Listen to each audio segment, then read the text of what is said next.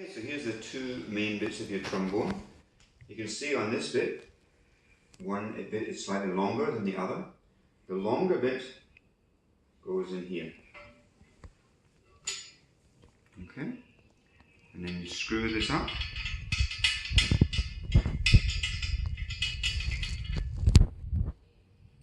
The hole that's left is for your mouthpiece, which I'll just get just now. There's the mouthpiece. Left hand, capital L. Bring your left hand in like this. And your right hand, two fingers above, two fingers below, like that.